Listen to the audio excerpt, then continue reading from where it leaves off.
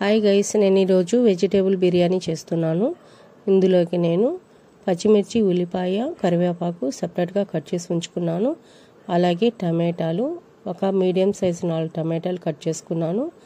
అలాగే beans, carrot, ఆలు అన్నీ చిన్న చిన్న పీసెస్గా కట్ చేసి ఉంచుకున్నాను. అలాగే కొబ్బరి, అందులో 3 ఇలాచి, 3 లవంగాలు, ఒక హాఫ్ ఇంచ్ చెక్క వేసి మిక్సీ పట్టి పక్కన పెట్టుకున్నాను. ఇప్పుడు ఇందుకు కావాల్సిన పదార్థాలు ఇంకా నెయ్యి, అల్లం వెల్లుల్లి paste, whole garam masala and కొత్తిమీర, పుదీనా. ఇప్పుడు మనము ఎలా చేయాలి చూద్దాం. ఇంకెందుకు ఆలస్యం, వెల్కమ్ టు మై ఛానల్ వరం మల్టీ గడ్డం. ముందుగా మనము స్టవ్ వెలిగించుకొని కుక్కర్ పెట్టుకోవాలి.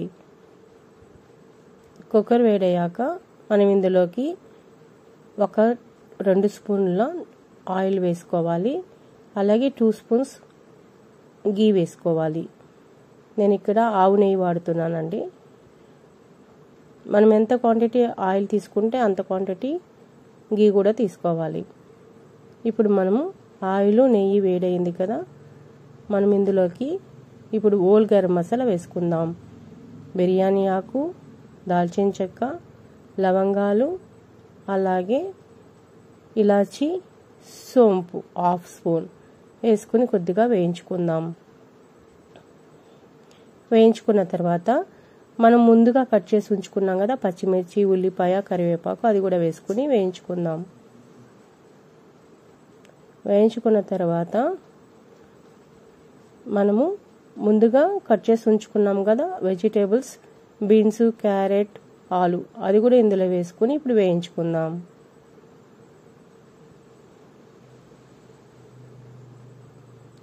బాగా కలుపుకుంటూ వేయించుకోవాలి. ఇప్పుడు మనము అడుగు పట్టకుండా మంచిగా చూసుకుంటూ కలుపుకోవాలి. అలాగే ముందుగా మనం కట్ చేసుకున్న టమాటాలు కూడా వేయించుకుందాం. టమాటాలు వేసిన తర్వాత ఒకసారి మంచిగా కలుపుకొని వేయించుకోవాలి.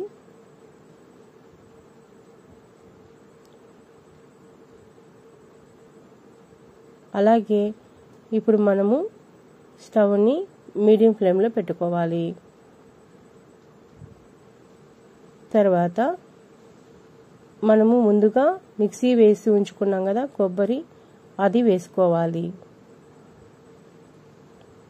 కొబ్బరి వేసుకున్న తర్వాత ఒకసారి మంచిగా కలుపుకోవాలండి, ఎందుకంటే అడుగు పట్టేస్తుంది. బాగా కలుపుకున్న తర్వాత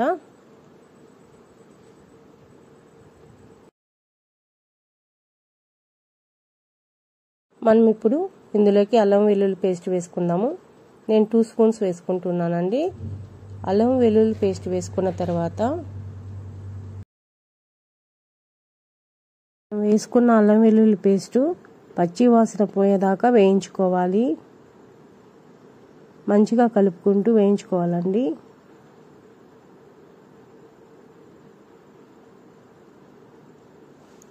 వేయించుకున్న తర్వాత ఇప్పుడు మనం ముందుగా కట్ చేసి ఉంచుకున్నాం కదా పుదీనా, కొత్తిమీర, అది కూడా వేసుకుని వేయించుకోవాలి.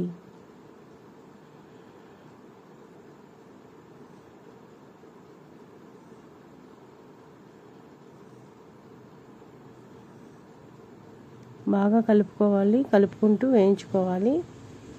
కింద అడుగు పట్టుకోకుండా చూసుకోవాలండి.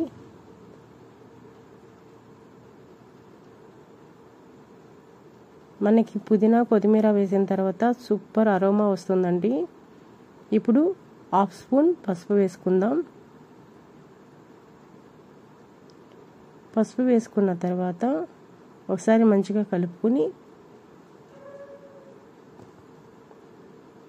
ఇందులోకి హాఫ్ స్పూన్ ధనియాల పొడి వేస్తున్నాను. అలాగే హాఫ్ స్పూన్ కారం వేస్తున్నానండి. కారం తక్కువే వేస్తున్నా, అసలు ఆ కారం వేయాల్సిన అవసరం కూడా లేదు, కాకపోతే మీ ఆప్షనల్. ఎందుకు, పచ్చిమిర్చి వేస్తాం కదా మనము, ఎక్కువ పడదు వెజ్ బిర్యానీకి కారం, కానీ నేను కొద్దిగా వేసాను. మీ ఆప్షనల్, వేసుకుంటే వేసుకోవచ్చు, లేదంటే లేదు.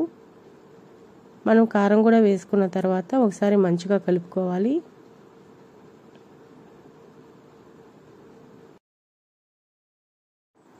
ఇప్పుడు నేను ఈ గిన్నెతో ఒక గిన్నె రైస్ తీసుకున్నాను, అందుకని ఈ గిన్నెతో 2 గిన్నెల వాటర్ వేసుకుంటున్నాను.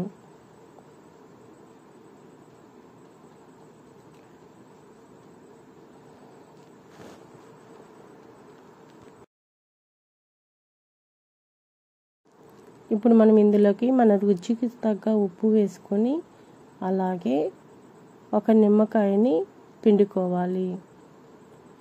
నిమ్మకాయ కట్ చేసుకొని అందులో గింజలు లేకుండా చూసుకొని కలుపుకోవాలండి. గింజలు కానీ అందులో పడితే చేదొస్తుంది, జాగ్రత్తగా గింజలు తీసేయాలి.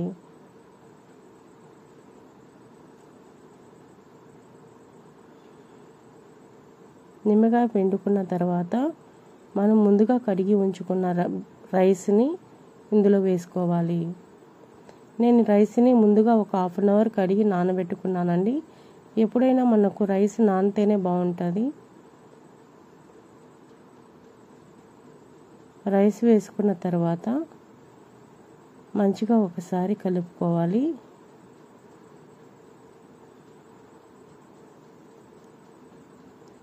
కలుపుకున్న తర్వాత మనము కుక్కర్కి మూత పెట్టుకొని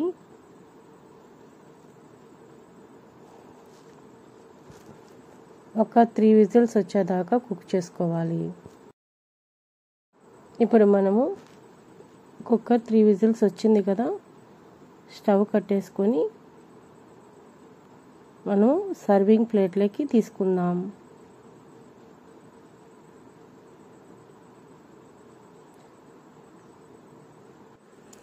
చాలా ఈజీ అండి చేయడము. మీకు కనుక నచ్చినట్టయితే ఒకసారి ట్రై చేసి నాకు కామెంట్ చేయండి.